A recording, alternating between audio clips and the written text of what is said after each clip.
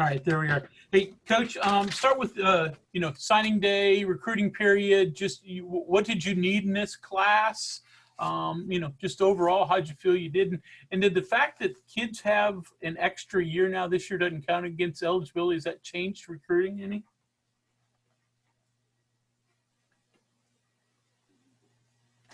We basically got commitments from these two guys before all that was finalized. But no, I mean, these are the two best guards in Ohio.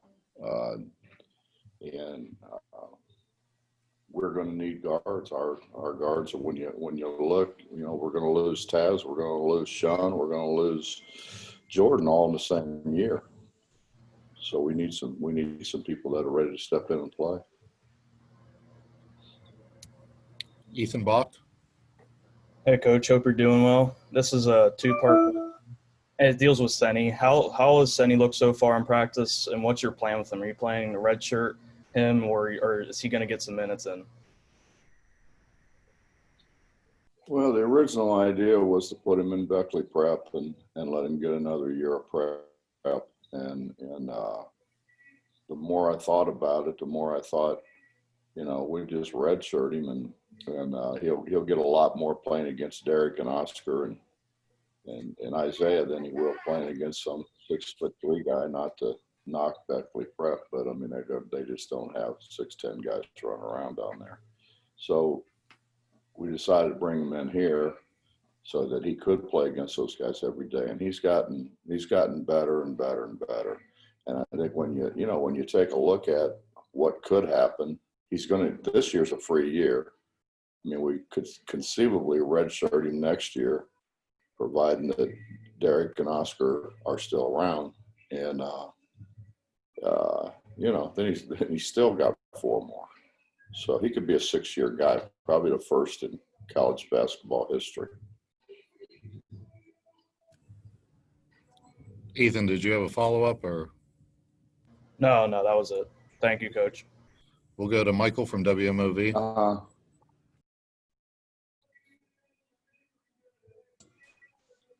How is preparation going for Texas A&M, and what have you seen on film from them?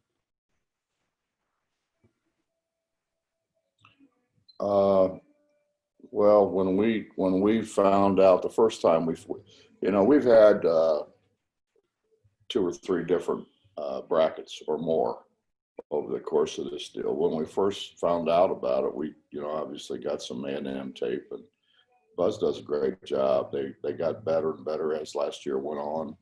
His first year with those guys, and played really well at the end of the year. And it's a typical Buzz Williams team. They're very efficient offensively, and they're going to play multiple defenses, but they play them all pretty well.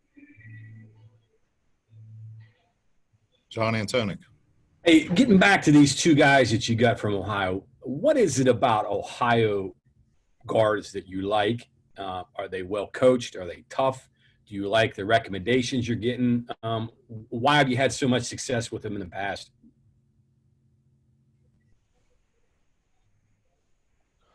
Well, John, as you know, I mean, my dad is a legend in Ohio coaching, and my dad had that camp for he probably had it for 30 years. So virtually the majority of the coaches went through there in one form or fashion, either bringing their teams there or coming in and speaking or just coming in and hanging out with my dad. So I know all those guys, and then the younger guys, the guys that are coaching now, the vast majority of them went to camp there at least once, and a lot of those guys like multiple times. And actually, the coach Ken McKinley went to camp there. Mm-hmm. Jeff Bolts, who's at Ohio University, started coming to camp when he was probably about 9 years old, and came every year. So I mean, I know everybody. I know everybody through the camp, and then when my dad sold it to my brother, obviously, my brother keeps me informed of what's going on, and so forth and so on. So I don't know. I mean, I'm kind of wired in there, so why not take advantage of it? I know you mentioned in the past, particularly when it comes with Deuce, a lot of these guys come from programs where they're really well coached and they've got a little bit maybe a head up on some other guys. You feel that's accurate? Yeah, I think it is. I think it is. Ohio high school basketball is terrific, and the guy who's coaching at Canton McKinley now coached Derek for 3 years. Okay. And, you know, I knew Andy from back before, and then Andy having coached Derek for 3 years and watching Derek grow through the program here obviously helped. Yeah, I mean, it's just a matter, I guess, John, it's a matter of familiarity. I mean, not to say anything the wrong way, but Ohio basketball coaches are way more familiar with my family Gotcha. than they are any other coach in America. So, you know, it's just why wouldn't you take advantage of that? Yeah, last thing here, it's opinions that you trust, I guess, too, right? When people say something, that guy's good, yeah. Oh yeah, most people know the family, you know, be it my dad, my brother haven't played at Ohio State or been through the camp or had a relative go through the camp or whatever. So yeah, there's a lot of years there, you know. Mm-hmm. There's a lot of years there, and then the Ohio guys that we've had here have done really well. Mm-hmm. Okay. Chris Anderson. Coach, are you done recruiting for 2021? If not, how do you approach the rest of the class given the kind of uncertainty about eligibility with guys and whether they're coming back or not?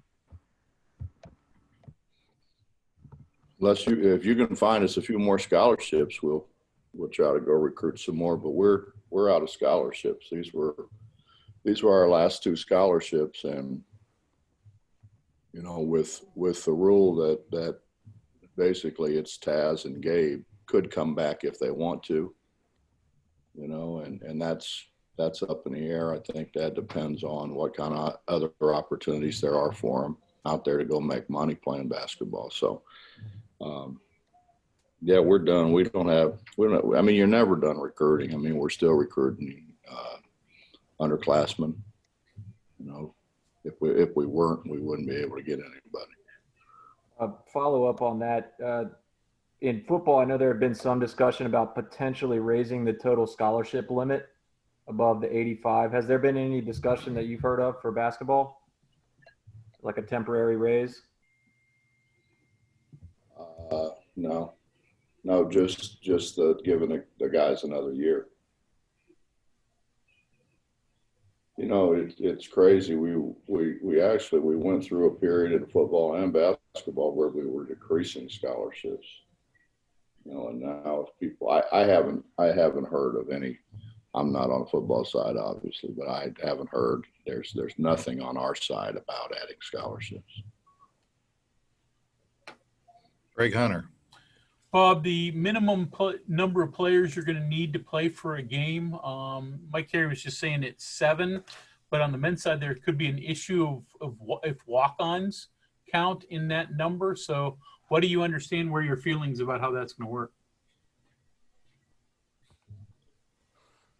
Well, you can trust me, our walk-ons won't get in. That's not going to happen. They're not going to be. They won't be countable. Trust me. Why? I mean, pretty much what, you know, the women have, they kind of go the way that we go. And we've had extensive conversations, both at the NABC board level and within our conference. And, you know, the number that was bannered around for quite a while was 8. And then it came down to what's the minimum, you know, that you can use. And that, of course, has to do with the pandemic and also, John, I tell you how crazy it is. I'm on the rules committee, which, and I didn't know, and most of the people on the rules committee didn't know, you can't finish the game with one official. You know, so we're all talking about, you know, do we have enough guys to play? I mean, who's going to officiate? You know, if two guys come in and maybe they ride together, now, you know, maybe one guy tests positive, the other guy's with him. That's contact tracing, so he's out. You can't start a game with one official. Can't end a game with one official. Now we're trying to amend the rule to where conceivably you could finish the game. You know, it's kind of like the first thing, John, was let's just halt the game, then we'll come back and finish it. I'm like, wait a minute. We flew 1,700 miles to Lubbock, 1,700. Then we're going to turn around and fly 1,700 miles back. And then you all are going to say, oh, by the way, you finished the game on Thursday. We're going to fly 1,700 miles back and then 1,700 miles back again. I don't think that's going to happen. No, so it's been crazy. I mean, there's been things thought about that has never ever before ever been thought about, brought up, whatever. Michael, How has the competition been in practice so far? And is there anybody that stood out as being particularly dominant in the scrimmages? We've only scrimmaged once, so no. I mean, I think the person who dominates practice is Derek. I mean, Derek's team generally wins all the time, and Derek gets the majority of the rebounds, and they look to throw it inside to Derek quite a bit, particularly when it's a close situation in practice. But practice has been, you know, this very well could end up being a special group in that they really like each other. They hang out together. They're very close friends, but they're also extremely competitive against each other. And they're smart enough to know. I mean, they're looking around. There's like, wait a minute, man. There's 13 guys out here, and only 5 are going to play. They understand that, and they understand that they're going to have to compete their butts off against the other guy or the other couple guys at their position to be able to get any time. Justin Jackson. Hey, Coach, how you doing, man? I'm good, Justin. Good, wonderful. Hey, kind of going off what you were just saying there a few seconds ago about the things you guys are having to think about that you never had to think about before. Certainly that rings pretty true in the season, like you guys are getting ready to start. Kind of along those lines, you know, you can't really play college basketball in a bubble like you know, like the NBA did, and these are young men, young kids you're talking about that have to go out and live their lives and stuff. Just kind of talk about things that you've discussed with them as far as staying safe and concerns that you have with players when, you know, they're not in practice and that sort of thing. Well, I think the message has been more than ever. You're going to have to be very careful of what happens away from here. You know, yeah. You're going to be fine here. You know, it's you know, you don't know. You don't know. You go shake hands with somebody who's a good guy who you've known, and all of a sudden, 2 days later, you find out he's got the virus, and now all of a sudden, through contact tracing, you're at best you're 14 days in quarantine. Well, 14 days is 2 weeks. That's missing 2 weeks of practice, and it certainly puts you behind. So they understand that. I mean, you know, Justin, believe it or not, I mean, these are pretty bright guys. I don't know how I ended up with them, but they are pretty bright guys, and they understand, and they're doing their best to help each other. I mean, I'm sure before the season's over with, something will happen, but they're doing their best to make sure that it doesn't. And then sort of a follow-up here. I mean, obviously, you know, you got a schedule laid out now, and a lot of work went into that. But is it, difficult or maybe naive might be the word to think that all of those games are going to be played? No, I don't think so. I mean, Okay. there's a lot at stake, you know. I think six of our first, is it six? It's either 5 or 6 of our first 6 or 7 games are on national television. They're on ESPN, which is a great source of revenue. You know, where things are divided at the end by all the money that comes in from all the people being on television, and certainly we'll get our fair share because we're going to be on television a lot, and that's quite a bit of money. Cody Nesper. Hi, Coach. I just wanted to ask who you think you like at the 2 guard this season. Obviously, Chase and Jermaine graduated, and they ate up a lot of the minutes there last year. Well, Sean's played really well. Sean's played exceptionally well. Taz has played exceptionally well. I mean, I think there's a lot of guys. We could conceivably play Deuce there if we play Jordan and Deuce together. I think that's a position where we feel pretty secure at. John Antonik. Just curious. I know some of your really good teams. When you defended, you have a primary defense, but you've had a secondary defense and maybe an extra defense. Is that something you're exploring with this year's team, trying to find some other things that they can do to maybe throw teams off and disrupt them a little bit? Well, John, if I told you that, then Buzz would know. Well, what about I want to trick Buzz, you know. I don't want Buzz sneaking up on us. No, I mean, I think we've always done that. You know, we got a lot of notoriety for bringing out the 1-3-1 and letting Deshaun coach it. And then, you know, we played a lot of matchup. We played a lot of matchup before that. The matchup that we played the year we lost to Xavier in overtime in the Sweet 16 was very effective. And it's all personnel, you know. Some guys.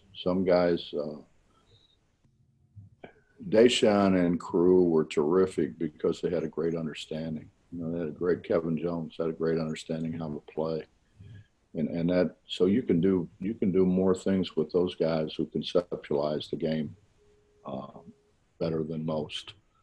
And you know, I yet to figure out how many or which of our guys are able to do that. Whatever it is you do, having extra looks is important to you, right? Yeah, but we're going to get extra looks because we're going to lead the country in rebounding.